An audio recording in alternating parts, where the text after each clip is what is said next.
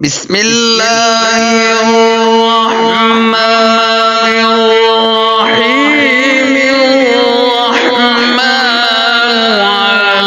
علم القرآن خلق الإنسان علمه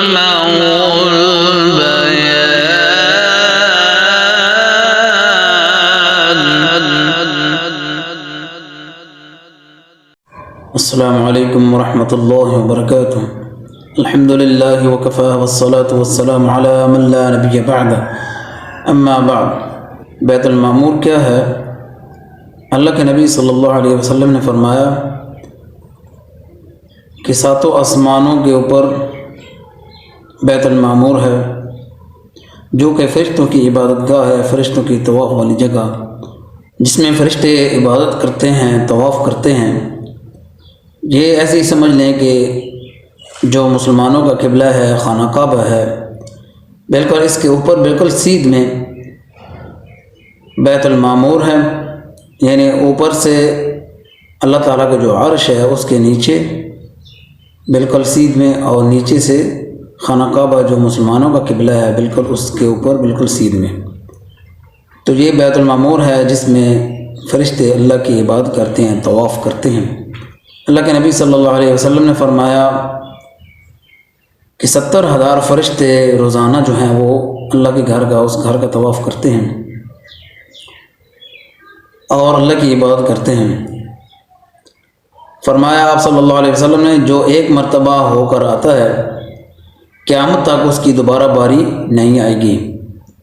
اتنی ہجوم ہے، اتنا ہجوم ہے فرشتوں کا، اتنی تعداد ہے، اتنی مخلوق ہے کہ اس کی تعداد کے بارے میں سوائے اللہ کے کوئی نہیں جانتا۔ وما يعلم جنود ربك الا هو۔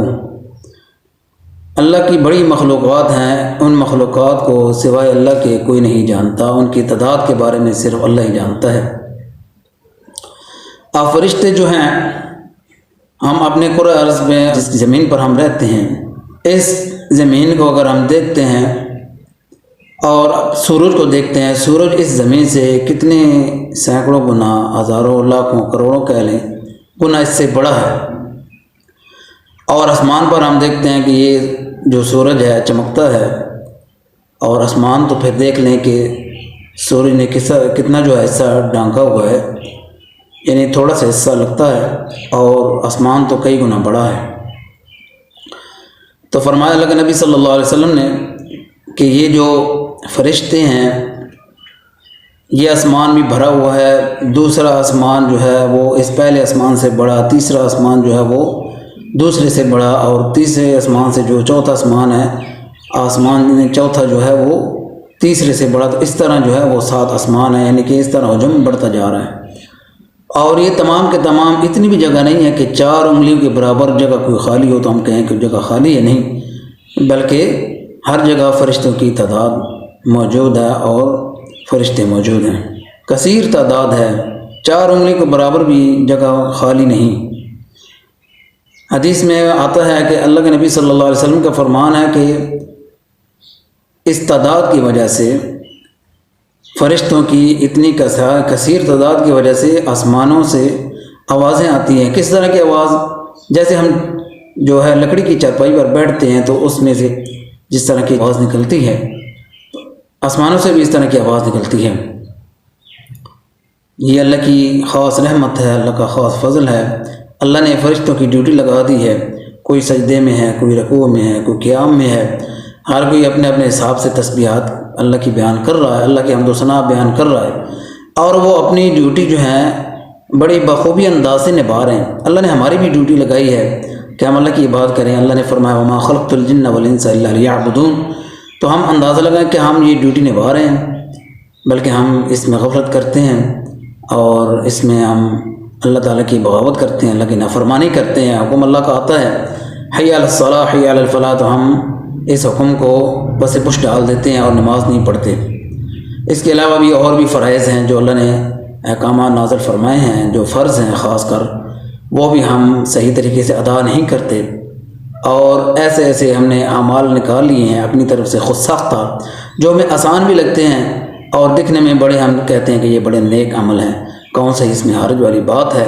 تو میرے بھائی، جب تک اللہ کے نبی صلی اللہ علیہ وسلم کے فرمان کی مہر نہیں ہوگی، کیونکہ آپ صلی اللہ علیہ وسلم اپنی مرضی سے بات نہیں کرتے، جو بھی بات کرتے ہیں اللہ کے حکم سے کرتے ہیں، اور پھر اللہ کے نبی صلی اللہ علیہ وسلم اپنے صحابہ کو یہ عمل بتاتے ہیں، اور پھر صحابہ سے ہمیں یہ بات ملتی ہے، احادیث سے یہ بات ملتی ہے کہ جو آپ صلی اللہ علیہ وسلم نے عمل کیا، ہم جو عمل کریں اس پر اگر اللہ کے نبی صلی اللہ علیہ وسلم کی مہر نہیں ہے تو پھر وہ عمل قابل قبول بھی نہیں ہے، چاہے وہ جتنا ہی دکھنے میں نیک ہو، اچھا نظر آئے۔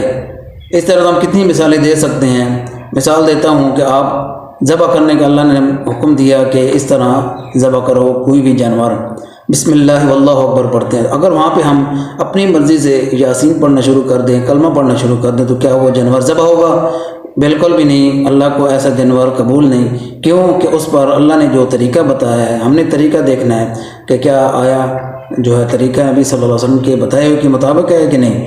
اگر طریقہ ہے تو پھر تو عمل ٹھیک ہے، اگر نہیں ہے تو پھر بے شک آپ یاسین پڑھیں، پورا قرآن پڑھ دیں، سارے کلمے پڑھ دیں، یا کوئی اور نیک عمل اس پر پڑھ کر آپ ذبح کر دیں، تو جانور ذبح جو ہے وہ حرام ہی رہے گا، حلال تب ہی ہوگا جب آپ صلی اللہ علیہ وسلم کے بتائے ہوئے طریقے کے مطابق ہم اسے ذبح کریں گے۔ تو یہ طریقہ سمجھ لیں، کوئی بھی عمل کریں تو اس کا طریقہ جاننا ضروری ہے، اس لیے بتایا گیا ہے۔ ہم بھی یہ بار بار کہتے ہیں کہ قرآن حدیث کی طرف آؤ، قرآن کو حدیث کو لازم پکڑ لو، اسی میں نجات ہے، اس میں انشاءاللہ فائدے ہیں۔ اللہ کے نبی صلی اللہ علیہ وسلم جاتے ہیں، معراج پر گئے، معراج ہوئی اور آسمانوں کا سفر کیا، تو آپ صلی اللہ علیہ وسلم نے دیکھا کہ بیت المعمور کے ساتھ ابراہیم علیہ السلام ٹیک لگائے بیٹھے ہیں۔ یہ ابراہیم علیہ السلام کی عظمت ہے، انہوں نے کیا کیا؟ خانہ کعبہ کی تعمیر کی، اور یہ ان کی عظمت ہے کہ وہ اللہ تعالیٰ نے جو ہے وہ نبی کریم صلی اللہ علیہ وسلم کو ابراہیم علیہ السلام دکھائے۔ فرشتے ہیں کہ اور کیا ڈیوٹی ہے کہ وہ مومنوں کے لیے، مسلمانوں کے لیے دعا بھی کرتے ہیں۔ اب ہم نے یہ دیکھنا ہے کہ ہم ان کی دعا کے مستحق ہیں کہ نہیں۔ ہم نہیں بن رہے، ہم تو ان کی دعا کے مستحق کیسے بنیں گے؟ جب ہم اللہ کے احکامات کی پیروی کرنے والے ہوں گے، تب ہی جا کر ہم ان کی دعاؤں کے مستحق ٹھہریں گے۔ فرشتے ہر وقت اللہ کی تسبیحات بھی کر رہے ہیں، دعائیں بھی کرتے ہیں، مومنوں کے لیے دعائیں کرتے ہیں کہ اللہ ان کو سیدھی راہ پر لیا اور انہیں کامیابی والا راہ عطا فرما، کامیابی عطا فرما دنیا میں بھی اور آخرت میں بھی۔ وہ مسلمانوں کے لیے دعائیں کرتے ہیں، تو ہم نے دیکھنا ہے کہ ہم اس دعا کے مستحق ٹھہرتے ہیں کہ نہیں۔ ہم نے یہ خود موازنہ کرنا ہے۔ جب ہم نماز روزہ نہیں کرتے تو پھر ہم دیکھ لیں کہ ہم ان کی دعاؤں کا مستحق کیسے ٹھہر سکتے ہیں۔